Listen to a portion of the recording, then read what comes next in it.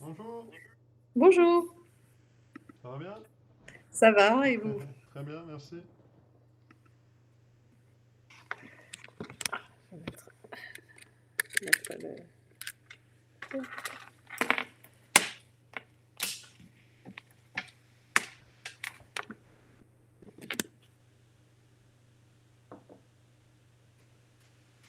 Voilà, Très bien. Vous m'entendez bien? très bien. Et vous?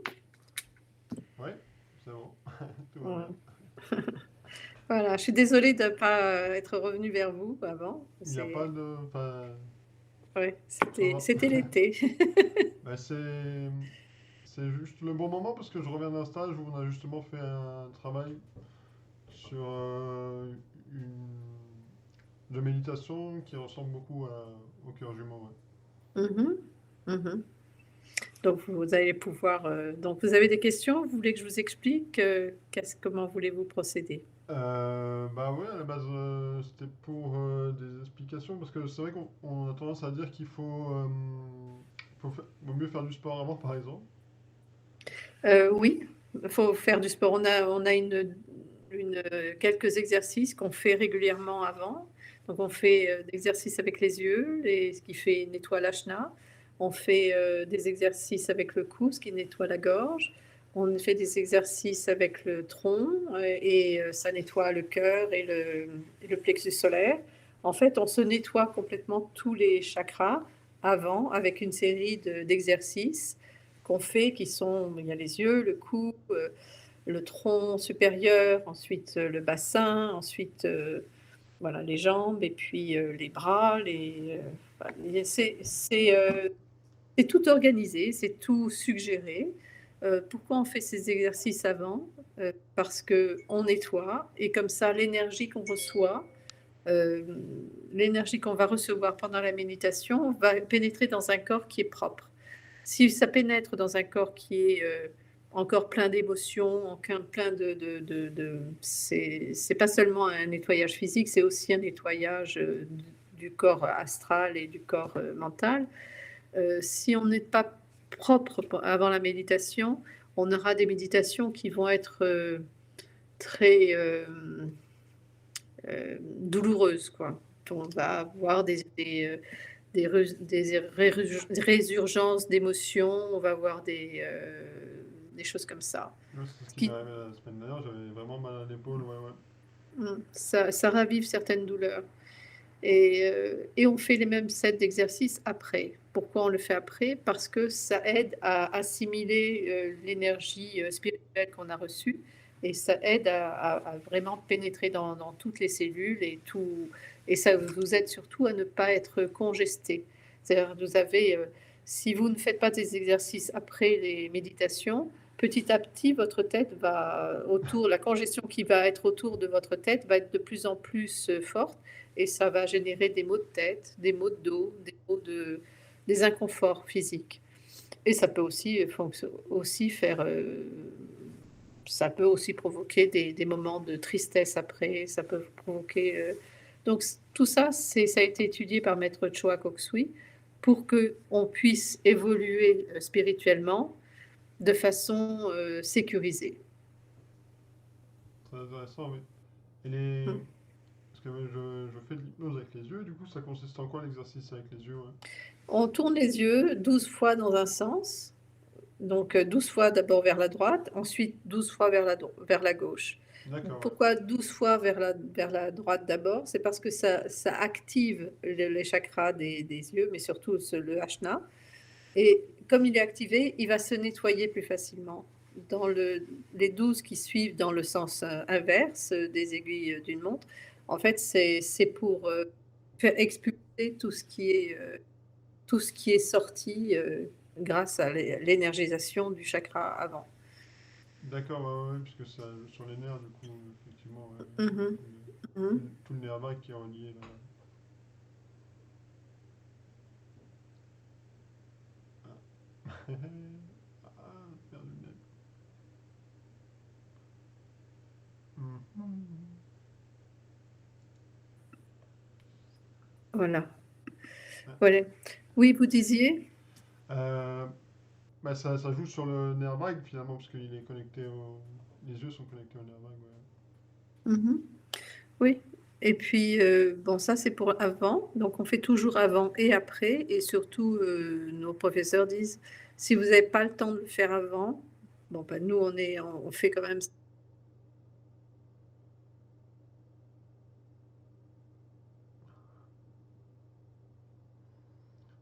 Problème internet.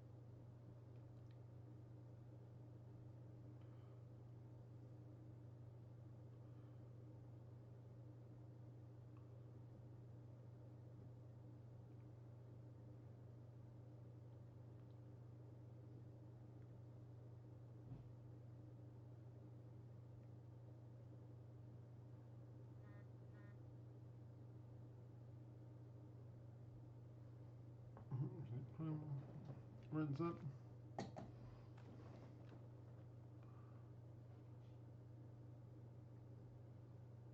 Mhm.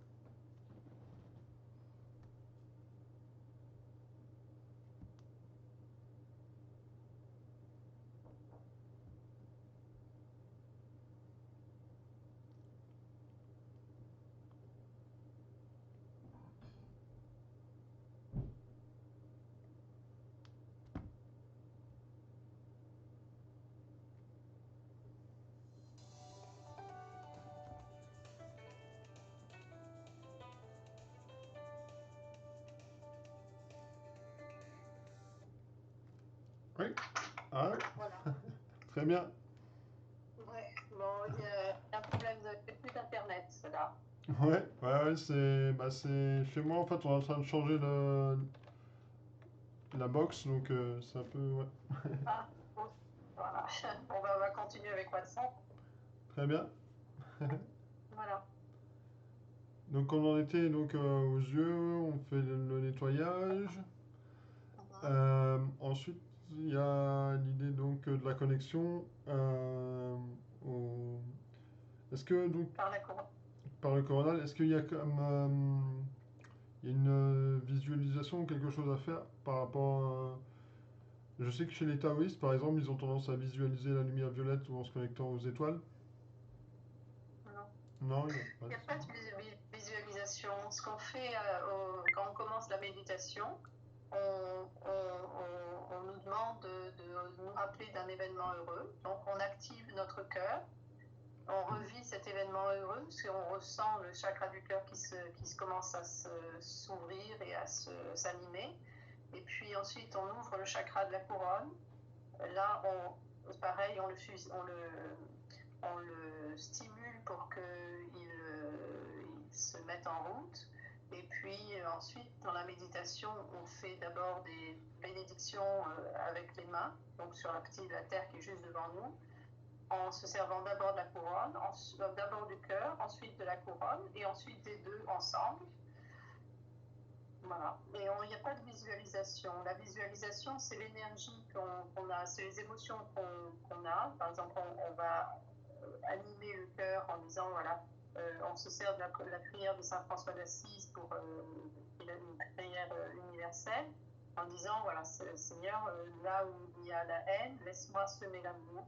Là où il y a conflit, laisse-moi semer le pardon et l'indulgence. Là où il y a l'obscurité, laisse-moi semer l'éducation et la lumière. Et voilà. Et à chaque fois, on dit, voilà, puisque maintenant vous avez cette énergie dans votre cœur, vous avez l'énergie d'amour dans votre cœur, vous projetez cette énergie sur la terre qui est en face de nous, c'est une petite balle de taille d'une petite balle de tennis, et on envoie de l'amour. Donc cet amour passe à travers, commence dans notre cœur, passe à travers tout notre corps, ressort par les paumes de nos mains et va bénir la terre. Donc c'est une méditation karmique parce que tout le karma que vous générez en faisant cette action de service envers la terre vous revient vers vous comme un karma positif que vous pouvez utiliser pour votre santé, pour tout. Voilà, donc le processus, c'est animer le cœur, animer la couronne, ensuite se servir du cœur pour transmettre certaines émotions, certaines qualités comme l'amour, la paix, l'indulgence. Ensuite, avec la couronne, c'est avec là c'est de l'amour divin, c'est la paix divine, c'est la beauté, et ensuite la beauté intérieure, et ensuite les deux, et là on fait un blessing aussi, enfin une bénédiction sur la terre, encore avec les deux énergies. Voilà. En fait, ça provoque un nettoyage complet dans vous, et ça apporte dans chaque cellule la paix intérieure, l'amour, vous en profitez et vous partagez ce que vous avez produit. D'accord, ouais, c'est un peu ce que j'ai fait, justement, ce que je disais tout à l'heure, la semaine dernière, par rapport à... on a travaillé avec Sri Aurobindo, enfin, Shravanu, un enseignant, un disciple de Sri Aurobindo. Et donc là, nous, on travaillait sur l'ouverture de la couronne, effectivement. Euh, et l'idée principale, c'était vraiment de se remplir du divin, quoi, de l'énergie divine, et de se donner même euh, à cette énergie pour créer une transformation intérieure, effectivement. Ouais. Oui, ça doit être un peu le même principe, un peu le même principe, oui, puisque quand on active la couronne, on ressent les énergies qui descendent, et c'est ces énergies qui pénètrent partout dans notre cœur et qu'on projette aussi parce que si vous accumulez trop d'énergie spirituelle ou trop d'énergie, si vous ne la partagez pas et si vous ne la dissipez pas à la fin, c'est beaucoup d'énergie, beaucoup d'énergie, beaucoup d'énergie, et nos corps ne sont pas faits pour supporter un énorme apport. Donc il faut que ça soit progressif. En plus, on partage cette énergie qu'on reçoit avec la Terre. Donc c'est en quelque sorte une méditation karmique, et on reçoit nous-mêmes, on donne, mais on reçoit. Voilà. Oui, bien sûr, ouais, c'est un partage face à une relation, du coup on entre en relation avec... Ouais.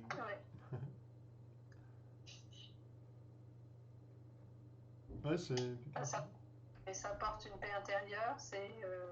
En fait, ça a été développé, le Pranic Healing, comme cette méditation des cœurs jumeaux, ça a été développé comme une science, parce que le maître Choa était un scientifique, c'était un ingénieur en biochimie, et lui, il voulait que ça soit développé comme une science pour que ça soit concrètement utilisé par tout le monde, que ça soit des gens qui soient croyants ou des gens qui soient des mathématiciens ou des ingénieurs ou des gens qui sont beaucoup plus cartésiens. Voilà, Bien sûr, c'est la science ce qu'il a voulu apporter, c'est la science des énergies, que ça soit utilisé vraiment comme une méthode à la fois de méditation, à la fois de soin. Et on n'a pas seulement la méditation des cœurs jumeaux. Après, quand on arrive au niveau Aratik Yoga, là, on a la méditation de Dhyan, la méditation de Kundalini, la méditation aussi sur l'âme supérieure. Et tout ça, c'est très, très, très encadré pour justement permettre un développement dans un monde pratique. Dans un monde, parce qu'il faut qu'on reste ancré sur Terre et surtout qu'on soit des outils pratiques. Ouais, on pourrait dire même pragmatique dans le... Oui, voilà. Ouais. Et... Oui, on doit être des outils qui... Moi, ce que je fais comme soin ou comme méditation, c'est fait exactement de la même manière au Chili, ou aux États-Unis, ou en Inde. Tout le monde a les mêmes méthodes. Et voilà, c'est super. Moi, ça fait 10 ans que je suis là-dedans. Et je me disais, bon, quand je voyais ceux qui avaient 10, 15 ans, 20 ans de boîte, je me disais, mais ils doivent être blasés. Mais en fait, non, parce qu'on découvre toujours. Ouais, ça... Ouais. Même la transformation qui se fait, du coup, on a les ouvertures peut-être qui se font... Oui. On se développe, on arrive à... On reste toujours des gens pratiques dans la vie, c'est ça qui est important, et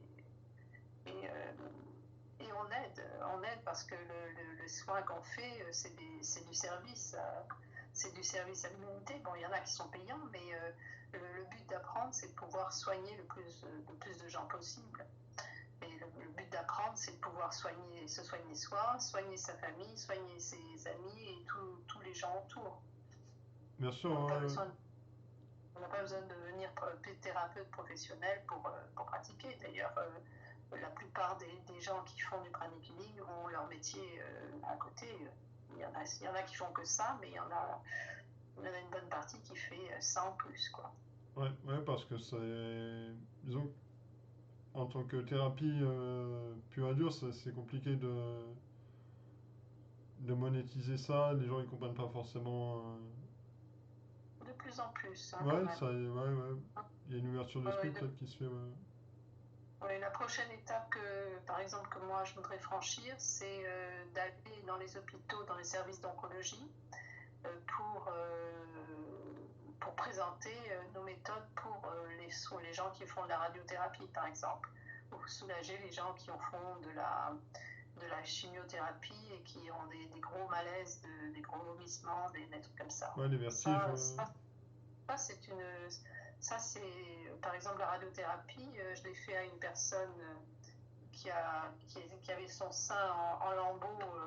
Elle a fait 5 semaines de radiothérapie, je la connais, et elle a pas voulu. Elle m'a dit non, moi, ces trucs-là, je sais pas pour moi. 1 an après, elle a fait un autre cancer sur l'autre sein. Et là, elle m'a dit, j'ai fini avec la peau en lambeaux, donc cette fois-ci, je veux bien essayer avec toi. Donc elle m'envoyait un message chaque fois qu'elle avait fait sa session de radiothérapie. Je lui faisais son soin. Et puis elle a fait pas seulement les 2 semaines de tests pour son oncologue, mais elle est allée au bout de ces 7 semaines. Et le médecin lui a dit, je ne sais pas ce que vous avez fait, mais ça marche.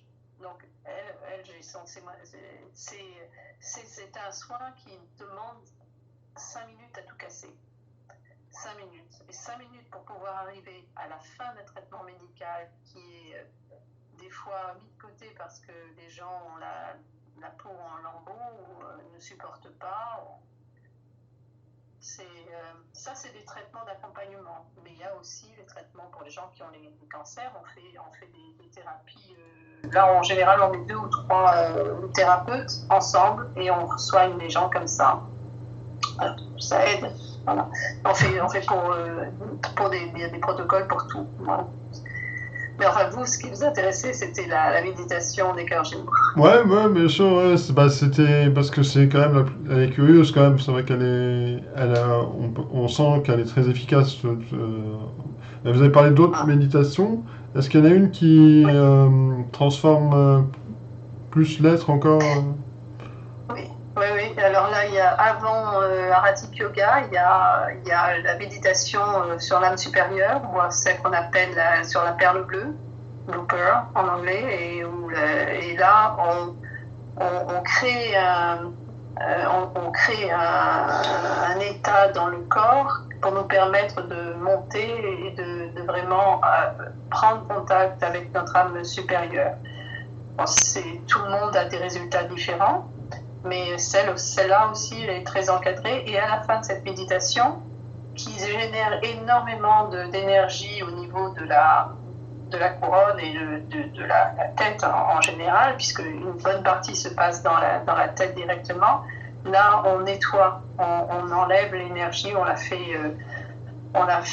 dissipe, on la répartit sur notre corps, parce que sinon, en général, moi, c'est là quand j'ai essayé des fois de dire, bon, allez, ça va aller, je fais ça. Mais non, après, j'ai mal à la tête et c'est épouvantable. J'ai très mal à la tête et je suis très mauvaise humeur après cette méditation si je ne fais pas les choses comme il faut. J'ai demandé à un professeur, il m'a dit oui, non mais c'est normal, si on fait les exercices, si on indique les exercices à faire, il faut les faire. Donc je l'ai fait et je l'ai fait très très sérieusement maintenant, je suis de bonne humeur après. L'autre c'est Dhyan, c'est la méditation sur le silence intérieur.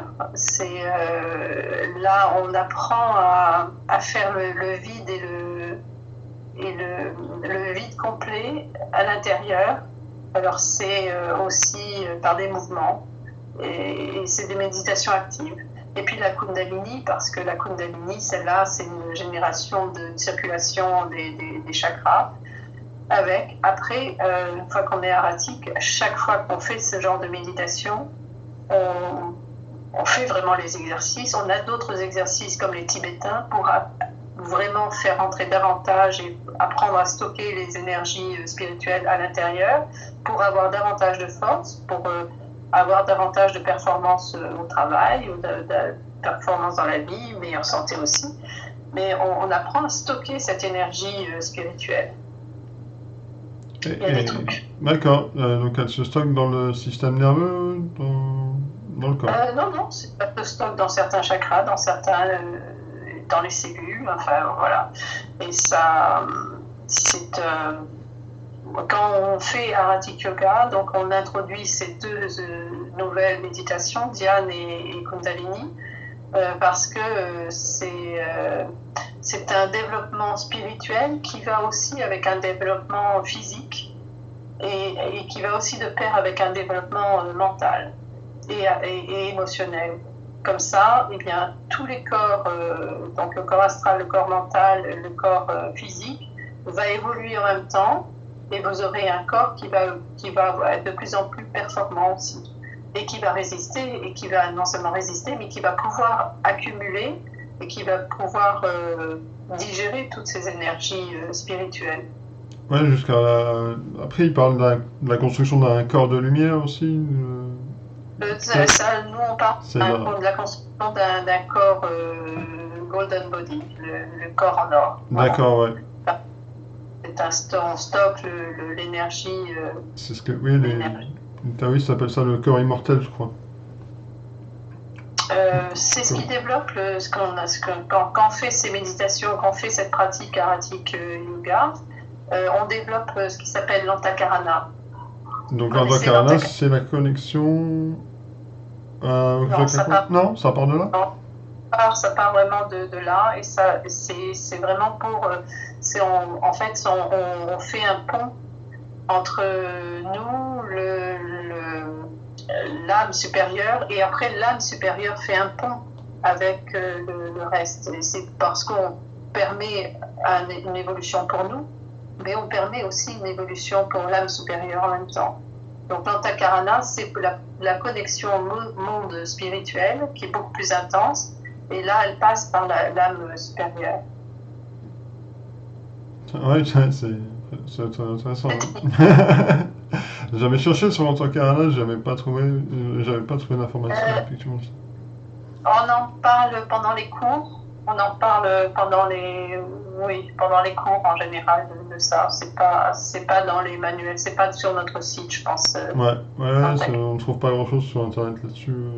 Ou alors c'est des dérives, Non. enfin des fois c'est des... Ils utilisent le même mot mais c'est pas forcément la même signification ou quoi, donc... Bah, oui, enfin, je connais pas suffisamment les autres Parce que, enseignements, mais l'Antakarana, c'est vraiment le pont qui va vous relier au monde spirituel. moi, ce que j'avais compris, ouais, c'était justement, c'est un peu la même idée, ça faisait référence à la corde d'argent. Oui, la corde spirituelle, ça c'est autre Ouais, chose. La corde spirituelle, c'est ce qui vous relie c'est pas l'Antakarana. La d'accord. corde spirituelle, elle vous relie de la couronne jusqu'à votre âme supérieure, jusqu'à à la triade, jusqu'à ce qu'on appelle l'étincelle. Voilà. C'est votre vous qui est là-haut, là-haut, là-haut à peu près, hein, quelques mètres au-dessus. Ouais, Et ouais, ouais. au-dessus de l'intérieur, c'est parce que l'incarnation, elle se passe par l'étincelle et ensuite par la lame supérieure et ensuite l'âme et ensuite le corps. Voilà, et on est relié à une triade par l'étincelle. On est relié à une triade, la triade qui apporte les trois énergies, l'amour, le pouvoir, enfin, la volonté, La beauté, non? voilà. La lumière qui veut dire aussi le savoir, la connaissance. Enfin, la lumière, pas seulement la lumière spirituelle, c'est plutôt la connaissance. C'est les trois qualités qu'un homme doit développer dans sa vie, en fait. Love, light and power. Ouais, ouais, donc oui, la connaissance, on parle d'intuition, du coup, plus que de connaissance. Alors, là aussi, la méditation des cœurs jumeaux développe l'intuition. Elle développe l'intuition parce qu'elle nettoie, comme elle nettoie tous les canaux, tous les méridiens et tous les chakras, petit à petit, au niveau du chakra du front, petit à petit, il va y avoir un éclaircissement. Il va y avoir, le voile va être levé petit à petit. Il y a des gens qui ont cette faculté d'avoir tout de suite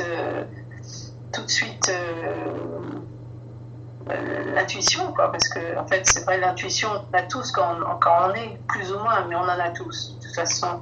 Et cette intuition, dans notre culture occidentale, on l'a mis de côté. On dit aux enfants, surtout, non, non, ça c'est... Mais en fait, les enfants, jusqu'à 2 ans, 3 ans, ils ont cette intuition. Ils savent, ils voient des choses. Et petit à petit, comme c'est pas encouragé, c'est pas cultivé, eh bien, on le met de côté. Mais ça réapparaît quand on fait justement ce genre de pratique. Ouais, comme Et pareil, on a tendance à brider l'imagination, même. Enfin, quand les enfants, oui, c'est surtout la clairvoyance. Il y a une classe, après, quand on est en Aratik Yoga, au niveau 1, niveau 2, Aratik Yoga, on a une classe qui s'appelle la clairvoyance. Et là, ça, c'est autre chose. Je ne l'ai pas encore fait. Parce qu'elles sont rares. Elles sont rares. Elle était cet été en Angleterre. Mais j'ai pas pu y aller.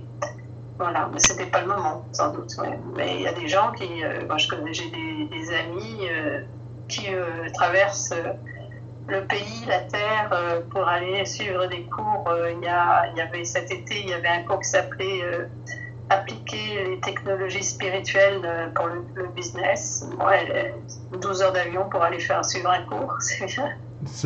oui, c'est des contraintes assez. Non, c'était en Angleterre, c'est pas enseigné c'est enseigné que par les grands professeurs. On a 8 grands professeurs dans notre école et ils enseignent en général au moment des retraites aratiques. Voilà, donc on fait la retraite aratique et dans certaines retraites aratiques, il y a cette classe de clairvoyance où il y a des classes supérieures qui ne sont enseignées qu'à ce moment-là. Ouais, Voilà. ce qu'on appelle à l'époque, on appelait ça les écoles de mystère, donc c'était déjà réservé. De toute façon, toutes les écoles, il y a quand même. Oui, ouais, c'est Ça ça. Hein, dure. c'est un peu comme, il s'appelait le grec là qui avait développé. Il y a. Oui, Euh, Tous les noms connus avaient quand même, oui, enfin, voilà, même Platon, tous, c'était tous des enseignants spirituels, en fait, tous ces gens. bien sûr, Ils ont permis une évolution de l'humanité petit à petit. Mais comment il s'appelait ce grec, régulièrement il me sort de la tête. Mais en fait, à l'époque, il est allé, quand il a commencé à évoluer en Grèce, et il est allé en Égypte pour recevoir le savoir à Alexandrie. Et ensuite, il est revenu en passant par les pays du Moyen-Orient. Il est revenu en Grèce et ensuite il a installé une école de spiritualité, pas seulement en Grèce à Delphes, mais aussi en Italie, dans le sud de l'Italie. Comment il s'appelle? Ah, Ah, ça en on aura France, raccroché. en France, il y a un tabou autour de tout ça parce que ça, ça passe tout de suite pour du sectarisme. Donc c'est assez compliqué d'avoir des écoles et tout ça. Mais au Québec, ils sont beaucoup plus ouverts sur la spiritualité quand même. Ils ont ouvert. Alors, ils ont Oui, pas les mêmes. Eux, ils sont partis plus sur les idées de Bernard de Montréal. Euh, donc ils sont partis sur des idées aussi supramentales. Donc c'est aussi une connexion à quelque chose de supérieur et tout ça. Et il y a aussi cette idée donc de rechercher une intelligence intuitive quoi. Donc, oui. Voilà, puis après, bon, il y a aussi la théosophie aussi qui est très intéressante à étudier. Et dans notre école, ça fait partie aussi de. On n'étudie pas la théosophie comme les prêtres peuvent l'apprendre. On étudie une théosophie qui est universelle. On étudie des livres qui ont été écrits par Alice Bailey, par exemple. ouais, je connais un Vous peu. Ouais. connaissez. Et on étudie Maître Duhalco, c'est un des grands maîtres aussi dans notre enseignement. Mais notre enseignement ne s'arrête pas, n'est pas sectaire, il ne s'arrête pas uniquement à un enseignant ou un professeur. On essaie d'étudier, en tout cas on nous offre la possibilité d'étudier avec un rayon assez large, puisqu'on dans un des cours, il n'est pas enseigné pas seulement pour les gens qui font du yoga haratique, mais il y a un cours qui s'appelle Découvrir l'hindouisme, découvrir la chrétienté, il y a Découvrir le bouddhisme, où Maître Choa fait des recherches et il reprend tous les...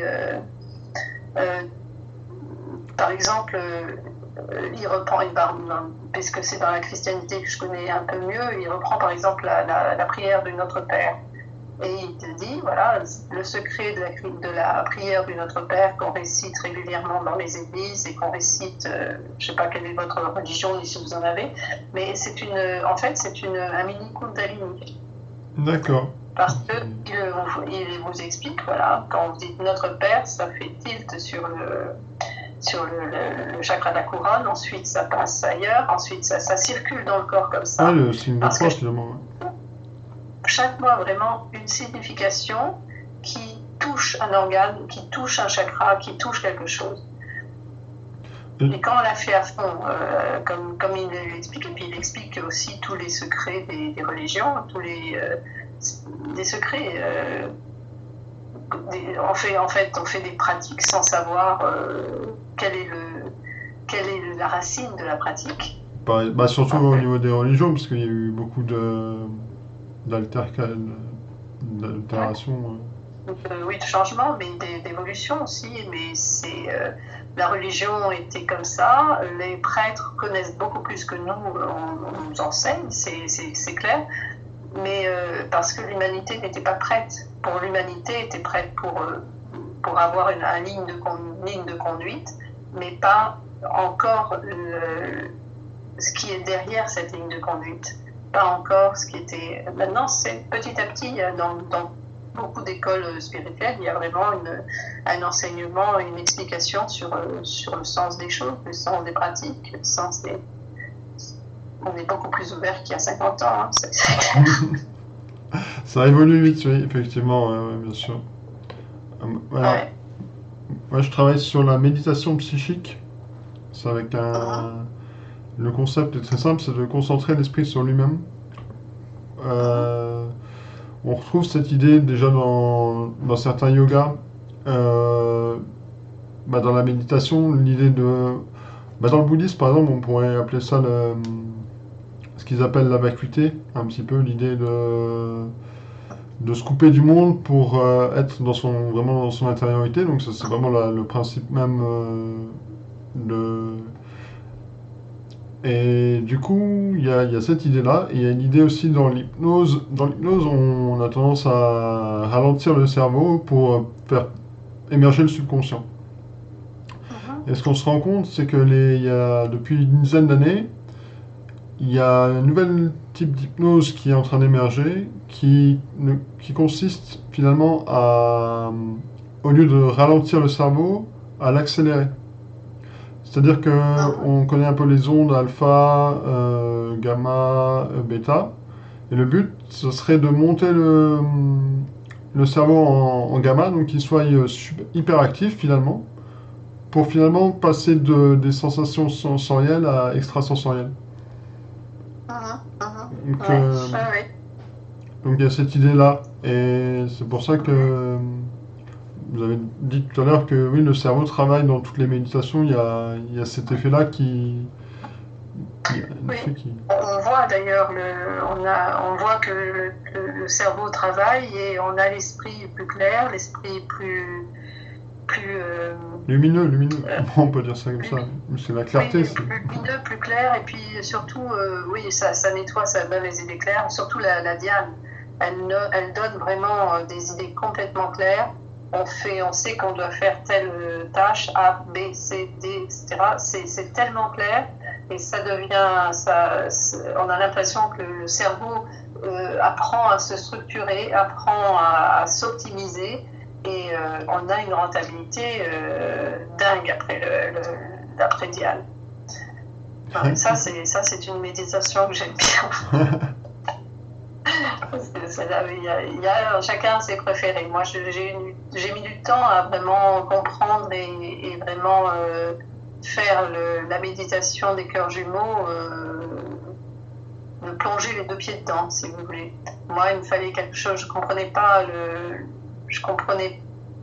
j'avais du mal à comprendre le but de faire comme quelque chose comme ça, et je voyais les effets sur moi, mais je comprenais, il y avait des choses que je comprenais pas, donc c'était celle que je faisais le moins volontiers. Maintenant je la fais régulièrement. S'il y a quelque chose qui ne va pas ou que je suis fatiguée, je la fais systématiquement, et ça va nettement mieux après. Mais le fait qu'elle soit karmique, c'est un mini Kundalini, oui, et puis en plus elle est karmique, donc c'est une méditation qui est, c'est un win-win situation, quoi. C'est gagnant les coups, quoi. Et là, petit à petit, je me dis, mais c'est un sacré cadeau qu'on a, parce que même si on comprend pas tout au début, comme moi, c'est un sacré truc, hein, c'est un sacré bel outil. Et on l'a fait faire aux enfants maintenant. On l'a fait à partir de 3-4 ans, 4 ans, une mini méditation des cœurs jumeaux. Non, ça dure même pas 10 minutes. Voilà, même pas 10 minutes. Ouais, parce qu'ils ont... Mais à cet âge-là, pas tous, mais commencent vraiment à cet âge-là. Et ils comprennent, hein, mes petites filles ont 7 ans, bon, 2 ans, elles ne pas, elles font comme nous, mais 7 ans, elle comprend réellement, et il y a vraiment quelque chose que nous, même les enfants, n'avaient pas, c'est elle comprend l'unicité dans la nature et l'unicité de l'univers. Et ça m'a vraiment surpris. Et elle m'a dit, mais bien sûr, hein, elle m'appelle Nanaï, mais bien sûr Nanaï, c'est comme ça, parce que tu sais, quand tu fais ça, ça envoie de la bonne énergie sur la Terre, et l'énergie nous renvoie, la Terre nous renvoie de quoi vraiment être très fort, je lui dis, mais mais elle m'a dit, mais c'est normal quand tu fais du bien pas seulement aux gens, mais c'est aux arbres, à la terre, à l'eau, à tout ça. Pour elle, l'univers ne fait qu'un. L'homme fait partie de cet univers et elle est complètement... Ouais, connecté. quand elle regarde, elle voit l'entité vivante dedans. C'est incroyable. Ouais, ils sont beaucoup plus.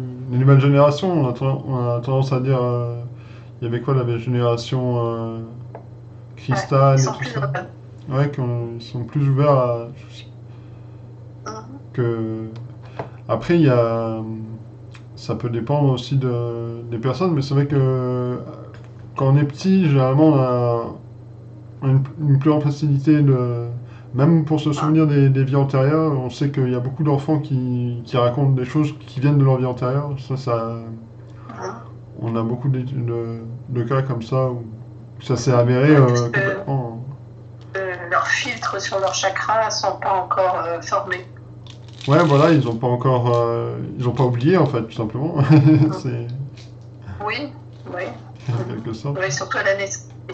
C'est fou à la naissance. Il y a quelque chose qui se passe juste après la naissance qui est pas encore vraiment bien décrit par les scientifiques, enfin par la plupart. Mais il y a vraiment quelque chose au moment de la naissance, juste après la naissance, où l'enfant qui est né, il reconnaît, il reconnaît certaines personnes et pas d'autres. Ouais, par C'est exemple, ouais, ouais, ouais. Il y a, ouais, ouais. Mais je crois que dans la Kabbale, ils en parlent, enfin, dans l'art de Séphiroth, oui. ils parlent, puisque Mhm. ça explique la construction de l'homme par l'esprit, donc il y a cette Mhm. idée-là que l'homme même se construit pendant sa vie, tous les 7 ans, il va construire un chakra finalement. Donc il y a Ouais. l'identité, après l'intégrité, l'amour de soi, l'amour des autres, par l'expression du chakra de la gorge, ainsi de suite, quoi, ouais, ouais, bien sûr, ouais. Ah oui. Ah oui, il y a vraiment cette évolution qu'on nous dit, bon, il y a 7 ans, c'est l'âge de raison, mais il y a vraiment quelque chose là-dedans. Dans le 7 ans, il y a vraiment autre chose en plus. Et 7 ans, c'est au moment où l'enfant commence à être vraiment exister comme une vraie personne, quoi. Il quitte Ouais, les bébés, ouais, l'influence de la mère surtout. Et puis à 14 ans, il y a encore une bascule, 21 ans, 22 ans. Et en fait, et puis ensuite, il y a tous les 9 ans, il y a encore une évolution. Et ça, c'est incroyable parce que dans la numérologie, vous étudiez un peu la même chose. Dans l'arithmosophie, on étudie un peu la même chose, sauf que l'âge de maturité change. C'est le même à 7 ans, mais c'est plus le même à 21 ans. Et puis, il y a des cycles. Et quand on reprend sa vie, on se dit, bah, oui, il y a des cycles tous les 9 ans, des cycles tous les 12 ans. Et si on remet le schéma de sa vie à plat, on dit, bah oui, là, il y a eu un grand changement ou une grande... voilà, c'est incroyable. ouais, mais il y a l'influence des saisons aussi dans la construction normalement enfin qu'on ressent finalement intérieurement, qui nous influence, Oui, puisque oui, oui. même au niveau énergétique, Oui. quoi, je veux dire.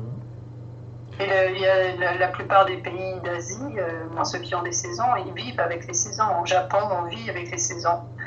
Chaque saison, on change la vaisselle dans la maison, on change les kakémonos dans la maison, tout change, les couleurs qu'on utilise, la nourriture qu'on utilise, la présentation de la nourriture. On vit vraiment avec les saisons, ce qu'on a oublié de faire en Europe. Ouais, On a laissé tomber ça. Oui, ouais, ouais. Chez les Esséniens, ils travaillent là-dessus aussi beaucoup. oui, ouais. Et je voulais dire, oui, on a changé aussi le calendrier. Normalement, on est censé adopter un calendrier lunaire avec 13 mois. Mhm. Et donc, il y a 13 signes du zodiaque et tout ça. Ouais, ouais, enfin, il y a beaucoup. Enfin, c'est pas forcément des erreurs, mais des. Donc, la société n'a pas forcément adapté Oui. à la Mais spiritualité. quand même, le calendrier Kabbale, il fait vraiment 366 jours sur 366, 365. Parce qu'il y a un des cours qui est basé sur ça, c'est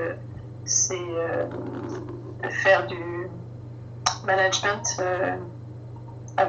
spirituel. Voilà, et on se base sur le calendrier Kabbale adapté à soi-même. Donc il y a des cycles de 52 jours. Tous les 52 ou 56 jours, je ne me rappelle plus, on change de... Ouais, et puis on stimule certaines... en fonction de l'arbre, justement, on stimule certaines vertus.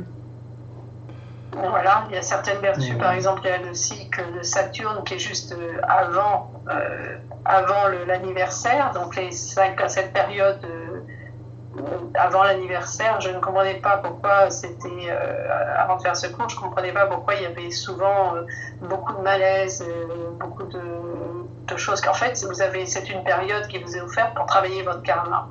C'est offert. Bon, quand on prend le mot offert, on se dit, tiens, voilà, ça y est, on va travailler le karma. Mais bon, avant de le comprendre, c'est autre chose. Mais voilà, il y a des années, surtout du développement spirituel, il y a des années où certaines personnes, leur karma est absolument vous tombe dessus sur leur pile.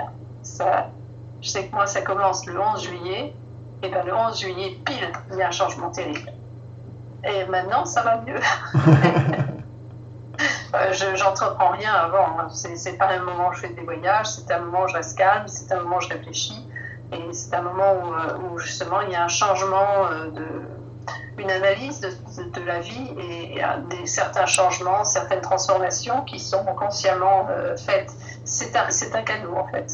Voilà, si vous savez vous servir, le karma, c'est pas une fatalité, le karma, c'est un outil qui vous est offert pour permettre votre évolution.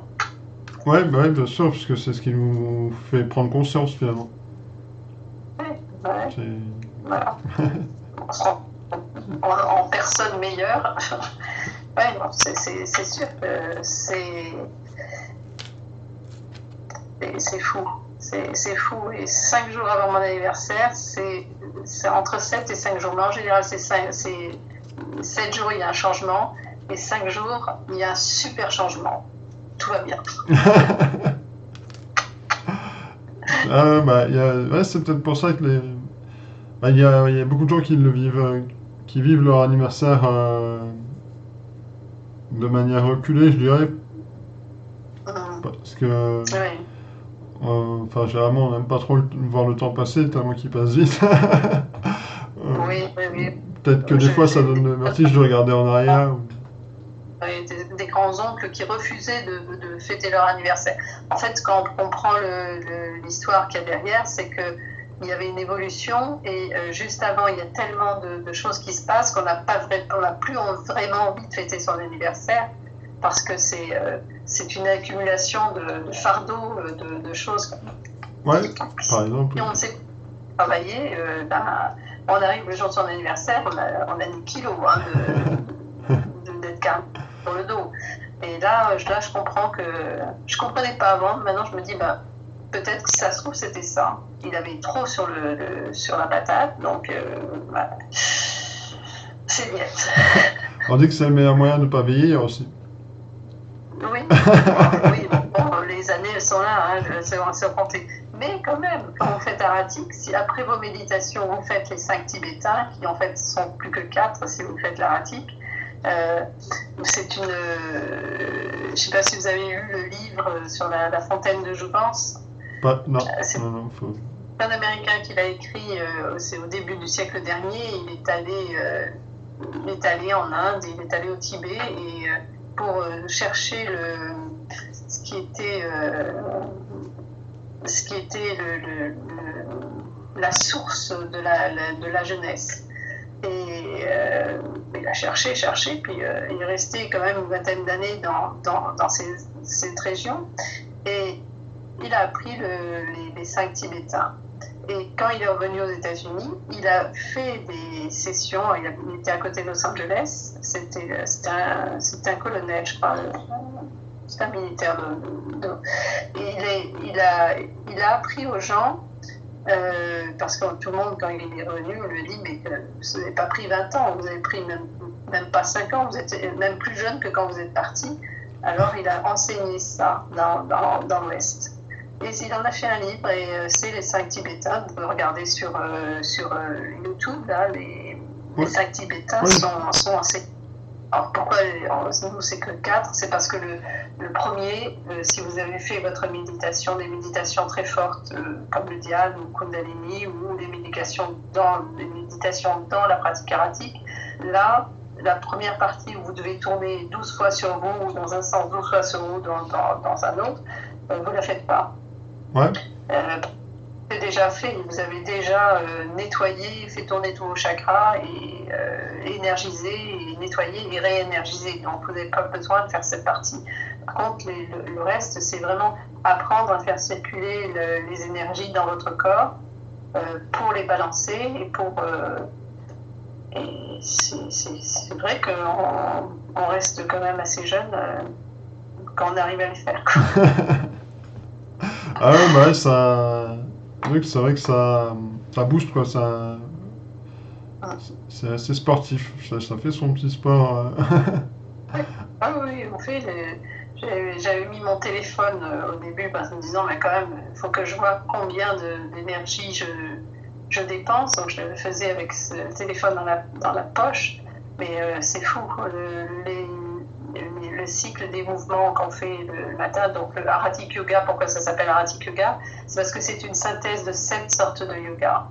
Donc il y a le Kriya Yoga, il y a le Karma Yoga, il y a enfin c'est une synthèse.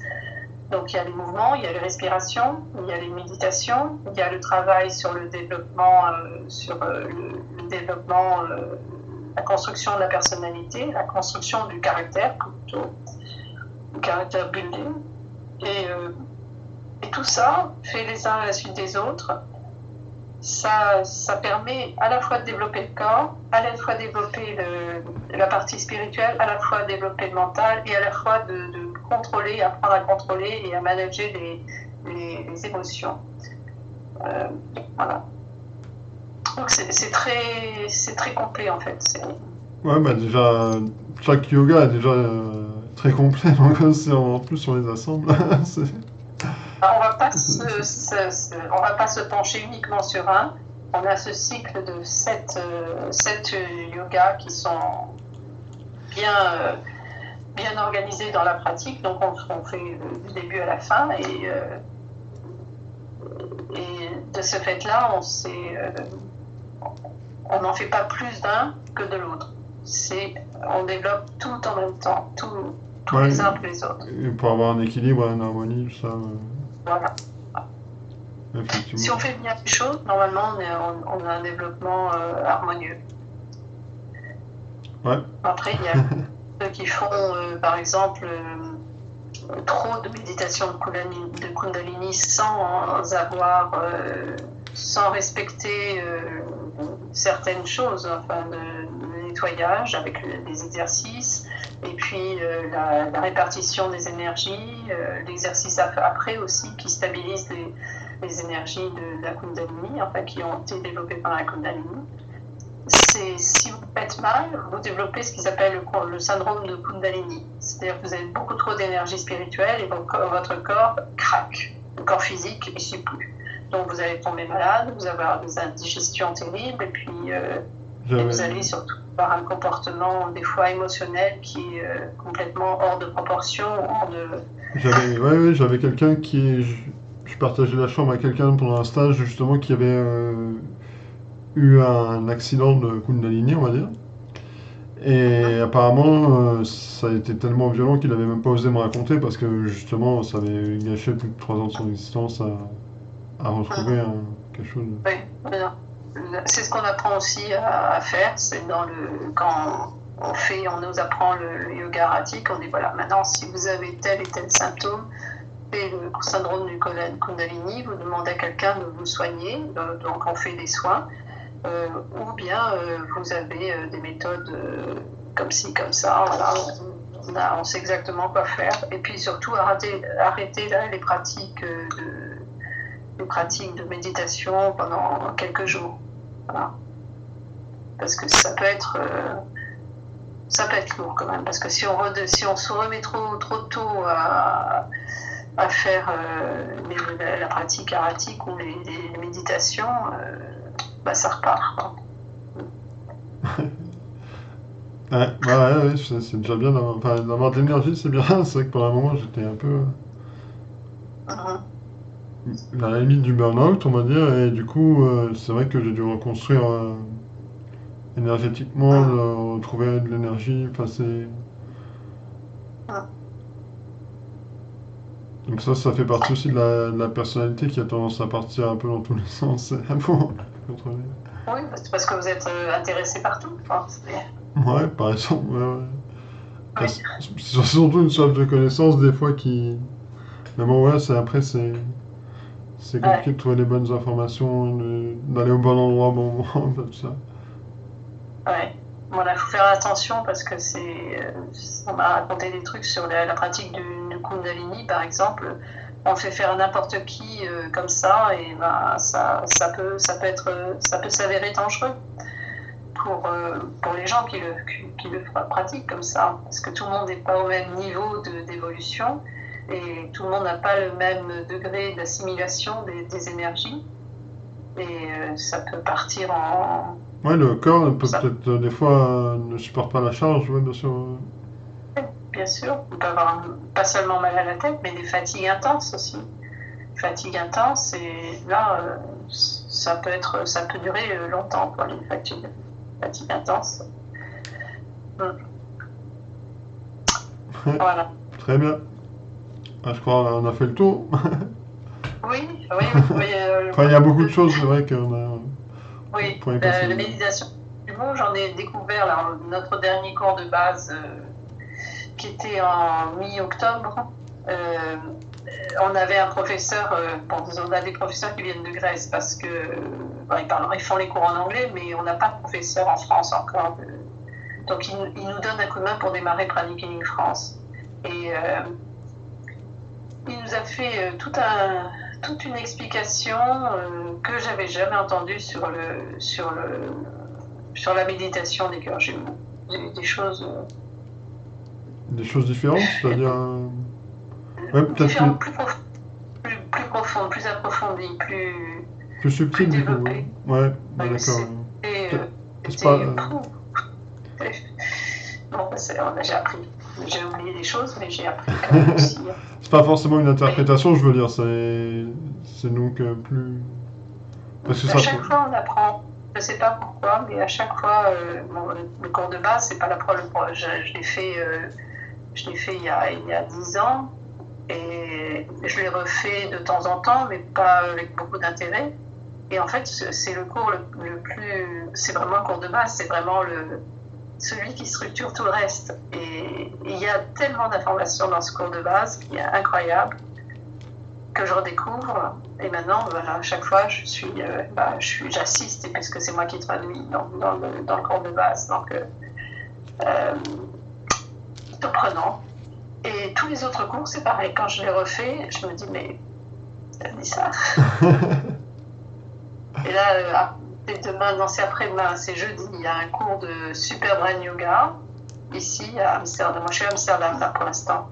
Et il y a un cours de Super Brain Yoga, je l'ai fait, pareil, il y a 9 ans peut-être. Et je l'ai déjà refait plusieurs fois. Et je vais le refaire parce que à chaque fois j'apprends des choses. Le Super One Yoga, c'est pour apprendre à. C'est une pratique qu'on fait par exemple sur les enfants qui sont hyperactifs ou des enfants qui font de l'autisme ou des enfants ou des gens tout simplement qui ont des problèmes psychologiques. Nous, c'est un Super One Yoga, on le fait tous les matins, on le fait 7 fois. Et ça, maintenant, c'est pratiqué dans une trentaine d'États aux États-Unis à l'école. Avant de commencer l'école, ils font Super One Yoga. Ah ouais. C'est pratique en Inde depuis bien plus longtemps. C'est une pratique que quand j'ai des gens qui ont par exemple qui ont un traumatisme crânien ou qui ont Parkinson ou qui ont des maladies comme ça qui sont vraiment liées à un état du cerveau qui est un petit peu endommagé, je leur fais faire la pratique de Super One Yoga. Ça consiste en quoi, alors, du coup? En fait, on attrape c'est aussi sur YouTube. On attrape avec la main gauche, on attrape le lobe de l'oreille droite. et on met le pouce par-dessus. On fait la même chose avec la main droite sur l'oreille gauche et on descend. En descendant, on inspire, on expire en remontant et on le fait 7 fois. En fait, c'est comme si vous faisiez une transmutation des énergies, de l'énergie du sexe vers l'énergie du cerveau. En fait, vous faites une circulation, vous provoquez une circulation des énergies sexe et basique et de base vers le cerveau. C'est ce qui va activer la fonction du cerveau. D'accord, ouais, c'est une sorte de Kundalini. Non, c'est pas une Kundalini, C'est pas une c'est vraiment porte. C'est uniquement, c'est ce qu'on appelle la transmutation de l'énergie du sexe. C'est parce que dans l'énergie du sexe, vous avez toutes les énergies de créativité, par exemple. D'accord, ouais. Et c'est de créativité, on descend l'énergie de la couronne vers le chakra du sexe, on mélange les énergies, on la remonte et on la redescend, on la remonte 7 fois de suite. Et ça vous évite le syndrome de Kundalini, justement. Et après les méditations, ça vous enrichit le cerveau et ça vous permet, comme vous passez à côté de la gorge et à côté du cœur, ça booste les énergies de créativité, les énergies intellectuelles. Enfin, là, vous êtes boosté pour passer des examens. Alors, c'est impeccable. Là, ça travaille sur le cerveau, d'accord. Voilà, en fait, c'est infini. Bon. Voilà, je ne sais pas si je vous ai répondu à tout. En tout cas, si vous voulez faire la méditation des cœurs jumeaux, on l'a fait avec un healing après, qui est tous les mercredis. C'est moi qui traduis. Comme c'est la Grèce qui nous aide à monter le pranic healing en France, c'est eux qui font la méditation, c'est moi qui traduis pour de l'anglais en français. Et voilà, on fait ça tous les mercredis. Il y a les 20 minutes de méditation et suivi de plus de bénédictions et plus de soins. En fait, vous recevez davantage de soins de healing, de guérison pendant vous. Ouais. Ouais, bien sûr, ça pourrait se faire Je vous enverrai le lien. Je vous mettrai le lien. Je l'envoie tous les mercredis matins. D'accord, merci, ouais. Super. Voilà. Si un jour ça vous intéresse d'apprendre le cours de base. Ouais, bien sûr, ouais, bah, faudrait que je voie les conseils ou si c'est possible d'être disponible. Le prochain, il est le 2 et le 3 décembre à Paris. Ouais, j'ai déjà quelque chose de prévu, je crois, ce jour-là, mais c'est vrai que, ouais, faut que. Pour l'instant, c'est à Paris uniquement. Je sais que vous êtes dans l'est de la France. Ouais, Vous êtes voilà, du ouais. côté. Bah, après, ça peut. Pareil, c'est pas trop loin, hein, c'est que. Non, c'est pas trop loin. La dernière fois, on avait une personne qui était venue de Strasbourg. Donc, Ouais, ça va. elle avait planifié. Dès qu'elle a vu la date affichée, elle devait venir en juin. Elle n'a pas pu venir en fait en juin. Et voilà, elle est venue en octobre. Et elle revient aussi elle va revenir en décembre. Pour l'instant, c'est une fois toutes les 6 semaines, 8 semaines, le rythme. Ok, ouais, Voilà. ouais, bah, très bien, alors peut-être en janvier ou février, du coup. Je vous enverrai les informations. Par exemple. Très bien. Voilà. Allez. Merci, bonne journée. Test. Ouais. Let's go. Ok. Woohoo!